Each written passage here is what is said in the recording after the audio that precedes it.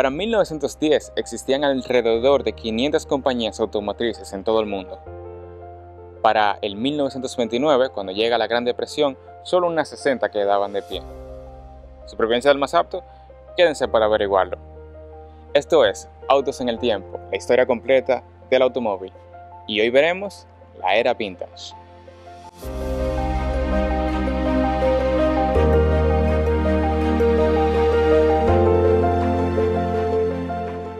El video de hoy está patrocinado por mí. Así es, lancé un nuevo juego llamado Magnet Space y me gustaría compartirlo con ustedes. Este juego móvil de naves aeroespaciales y puzzles te brindará una experiencia arcade, llena de obstáculos y retos difíciles que superar, que te pondrán a pensar en cómo solucionarlos, pero rápido, que el tiempo corre. Pon tu observación y tu precisión a prueba con Magnet Space, tratando de superar los 25 niveles, cada uno más difícil que el anterior, o juega el infinito modo arcade y logra la mayor puntuación entre tus amigos. Magnet Space, disponible ya en el Google Play Store. Link de descarga en la descripción. De vuelta al video.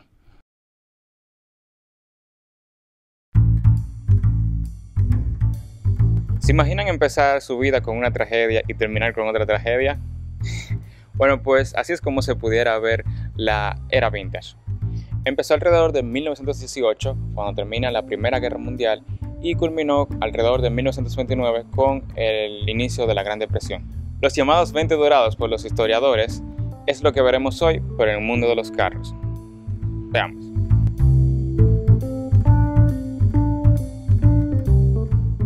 El final de la Primera Guerra Mundial provocó la Depresión de 1920 al 21. No la Gran Depresión de 1929, esta es otra más leve y menos mencionada, que trajo consigo una tasa de inflación de más del 20%, una tasa de préstamo con descuento del Banco Federal de 7% y una tasa de desempleo del 11.7%, que resultó en la quiebra de muchas compañías, y la industria automotriz fue una de las primeras en ser diezmadas.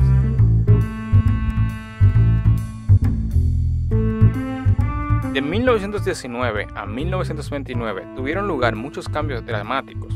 General Motors, por ejemplo, entró en una crisis financiera que duró hasta después de que Alfred P. Sloan se convirtió en presidente de esta en 1923. Hudson produjo el Essex en 1919, que en 1925 había impulsado a la compañía a ocupar el tercer lugar en ventas totales en América, detrás de Ford y Chevrolet.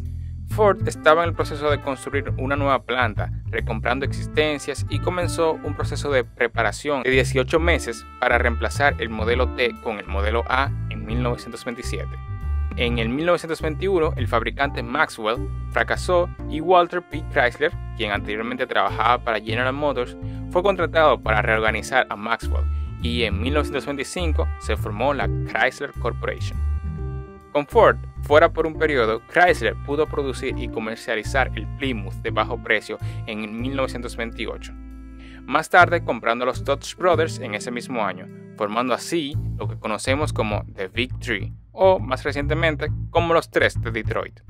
Había otros fabricantes de automóviles que superaron la depresión de 1920 solo para fracasar en la Gran Depresión de 1929.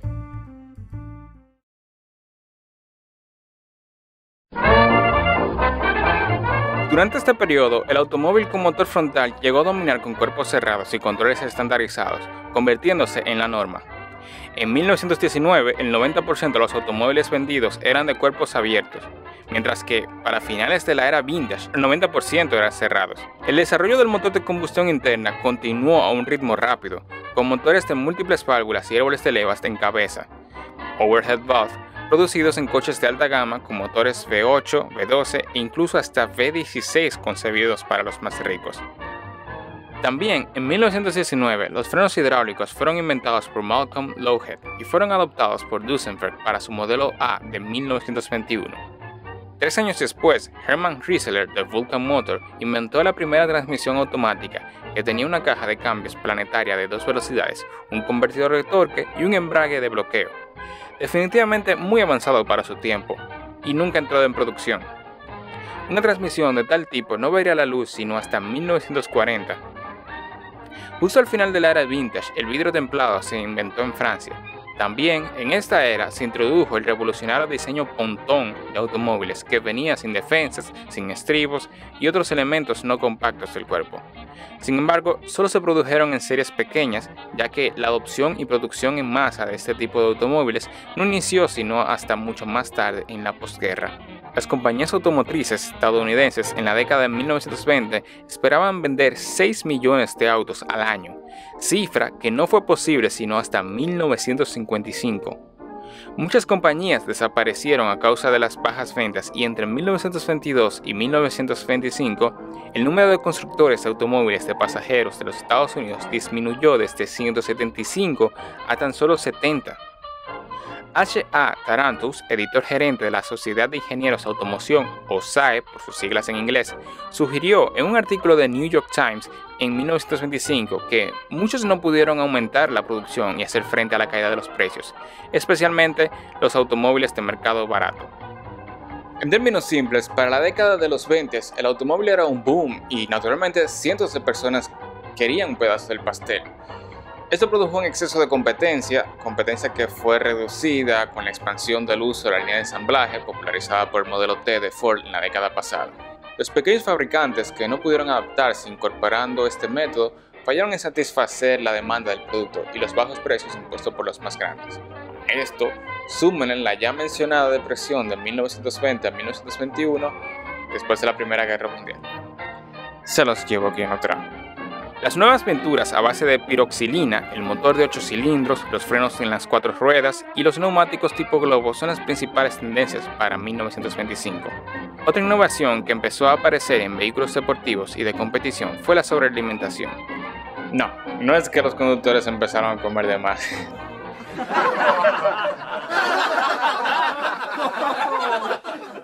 Se refiere a lo que mejor conocemos como la inducción forzada. Turbo, superchargers, whoosh whoosh, whine whine. La era vintage en el mundo del automóvil fue una época de transición.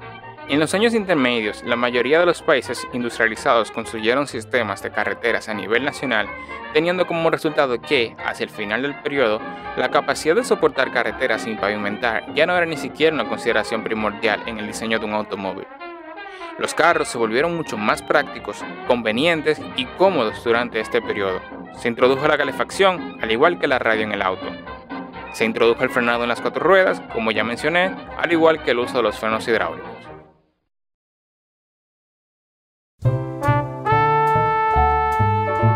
Hasta el final de la era vintage se introdujo el sistema de clasificación de octanaje del combustible, lo que permitió la comparación entre los mismos. En 1923, el aditivo de gasolina etil hizo su debut en las 500 de Indianápolis, que dio como resultado un aumento en el octanaje hasta la década de 1980. En los Estados Unidos se introdujeron restaurantes de autoservicio, así como centros comerciales y moteles suburbanos. Personajes como Alfred P. Sloan y Harley Earl de General Motors y Walter Chrysler de Chrysler capitalizaron la idea de que el automóvil y su papel era más que solo su valor utilitario en comparación con el caballo.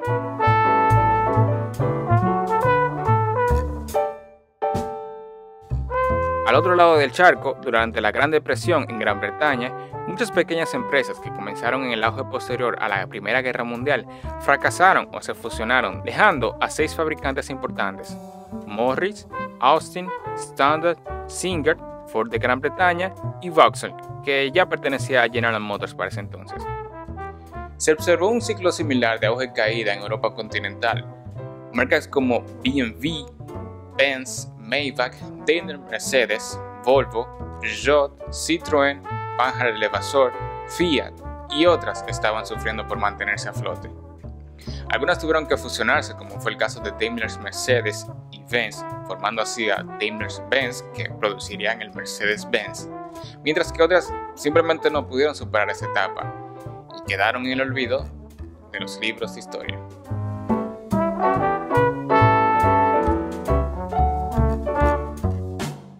¿Cuáles marcas surgen en este periodo? Bueno, tenemos a Jaguar en 1922, MG Motor en 1924, Mercedes-Benz en 1926, a Volvo en el 27 y a Plymouth en el 28.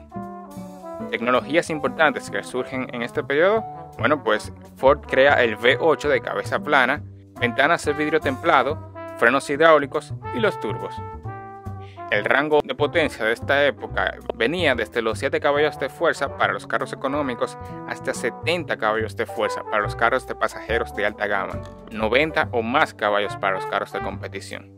Ejemplos notables de esta época tenemos al Austin 7, uno de los vehículos más copiados de la historia, que sirvió como plantilla para automóviles de todo el mundo, desde BMW hasta Nissan. El Lancia Lambda, automóvil muy avanzado para la época, fue el primero con un monocasco de carga y suspensión delantera independiente.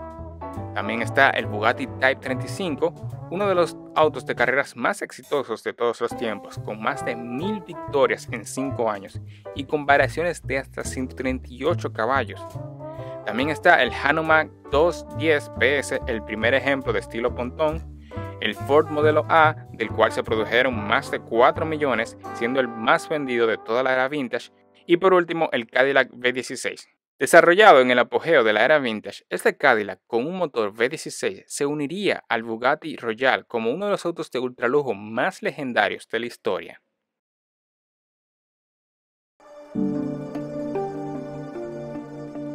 Es increíble cómo a menos de 40 años de inventarse el automóvil y ya íbamos a más de 100 km por hora. Claro, hoy en día cualquier carro compacto y económico sube hasta los 150 km por hora. Pero en 1925, en ese año ni bien habíamos dominado la aviación. Y con relativamente poco tiempo de vida de este invento, ya habíamos superado al animal más rápido de la Tierra. Quisiera terminar este video en una nota poética, y es que los humanos no tenemos la capacidad de alcanzar esa velocidad por nuestra propia cuenta, pero sí tenemos el cerebro para construir herramientas que nos permiten emplear nuestras habilidades, y el carro es un testimonio de eso. Esto ha sido todo por este capítulo. En el próximo veremos la época de la preguerra, que comprende desde 1930 hasta 1945. Muchas gracias por ver este video y hasta la próxima.